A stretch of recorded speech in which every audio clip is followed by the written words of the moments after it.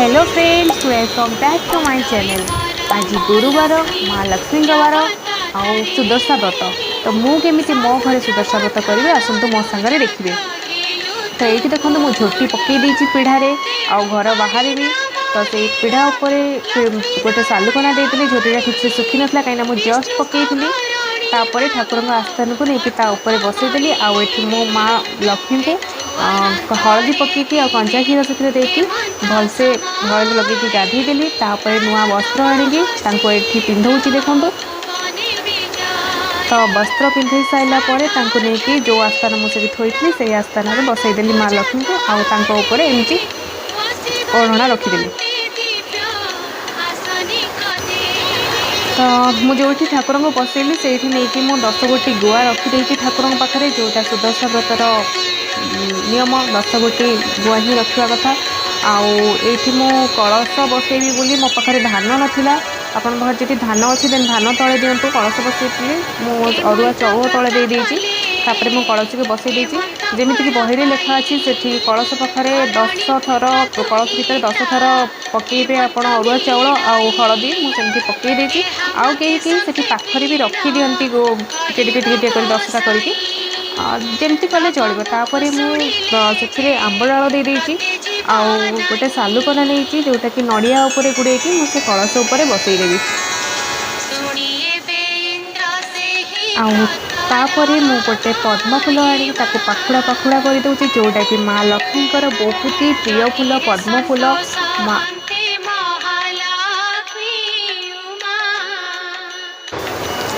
माँ लक्ष्मी पद्म फूल बहुत ही प्रिय होता है। तो मुझे आणिकी माँ को देदेली तापर फूल आस्थान जो बसुँच माँ पीढ़ा उपर से सजाड़ुची। ये मुझे ठाकुर को फूलहार गेंदुहार आनी कलश उपर आउ माँ लक्ष्मी को पिंधेदेवी तापर मुझे दीप धूप सब लगेदेवी आउ चंदन मुझे गोटे माँ को अँला कोड़ी देली कहीं अँला काठी कि डाल टी दि जाए कि मुझे पाइलिनी बोली बस अँला कोड़ी ही नहीं आसती से माँ को पाखे थोड़ी।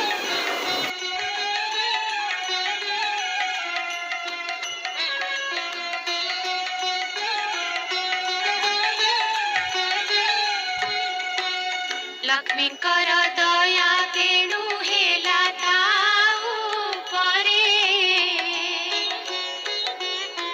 अचला संपत्ति भोग कला मंच पुरे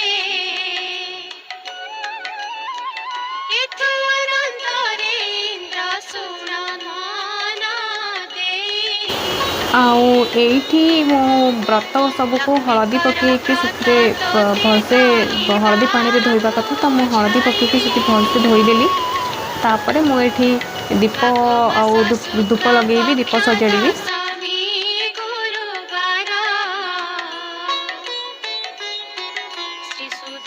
व्रत गोटी पड़े से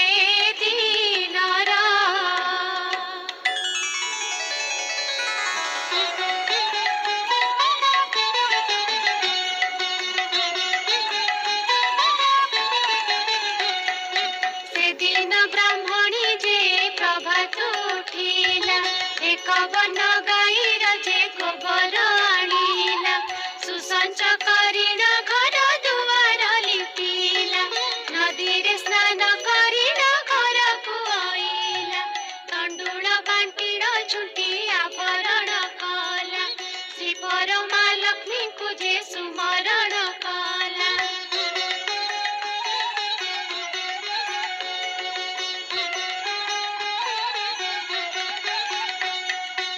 सवर्ण मुरुजरे पितुड़ा लेखिला दस जे पाखुड़ा करी पद्मे रखिला तहिरा उपरे पुनः घटक स्थापिला घटक उपरे च्युत डाल जे थोइला नारिकेल एक गोटी घट करे देले दस मुखी दीपावली जागर जालिले।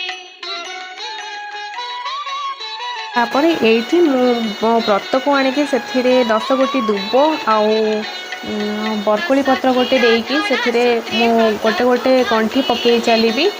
प्रथम गंठीर नाम लक्ष्मी नारायणी, द्वितीय गंठीर नाम अटे कमलिनी, तृतीय गंठीर नाम श्रीहरिर प्रिय, चतुर्थ गंठीर नाम अटे पद्मालया, पंचम गंठीर नाम अटई कमला, षष्ठ गंठीर नाम अटई चंचला, सप्तम गंठीर नाम विघ्नसिनी, अष्टम गंठीर नाम सिंदूर दुलाणी, नवम गंठीर नाम दुर्गति नाशिनी, दशम गंठीर नाम विष्णु पटराणी। एमिति मु माँ लक्ष्मी 10टी ना धरिकी 10टी गंठी पकईकी व्रतरे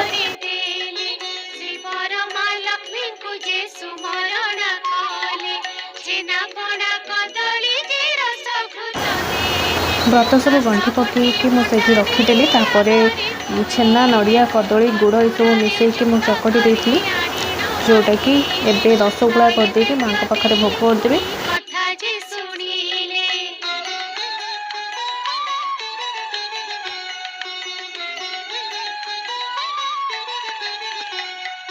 श्री महालक्ष्मी को से सुमरण कले, लक्ष्मी 10 नाम धरी प्रति गंठी देले।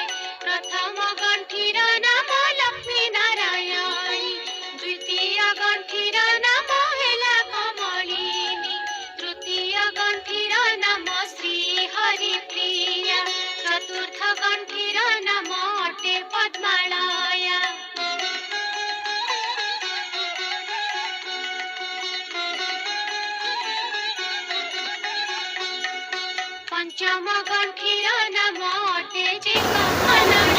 तापर माँ पाखे रखी व्रत को आणिकी मुझे निजे डाहाण हाथ में पिंधिदेवी।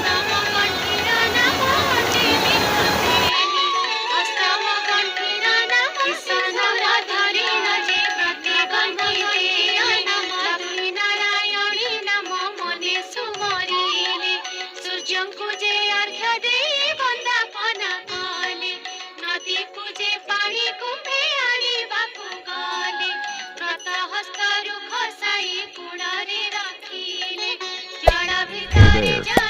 Subscribe to my channel and also press this bell icon.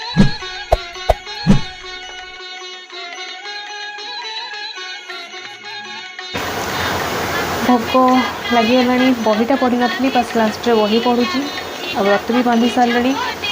मो पूजा केमती लगे निहाती कहे। मुझे एबे झुणा लगेदेवी आउ कर्पूर आरती टिके करदेवी। कर्पूर आरती आउ झुणा न लगे तो पूजा शांति लगे, घर भी शांति लगे। किसी गोटे अकेजन होते कि किसी ओषा बर होते निहाती कर्पूर आरती आउ झुणा टिके देले शांति लगे।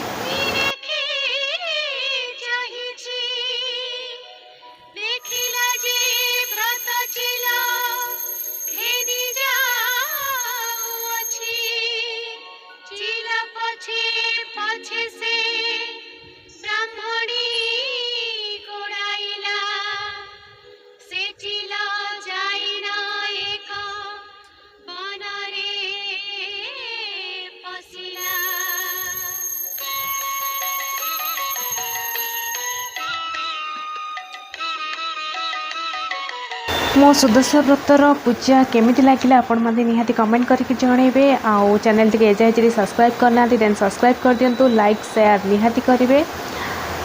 आउ मु आज केमिति लागुची निहाती कमेंट करके मते जणेबे। आपण कमेंट मो पाई बहुत मूल्यवान। Thank you.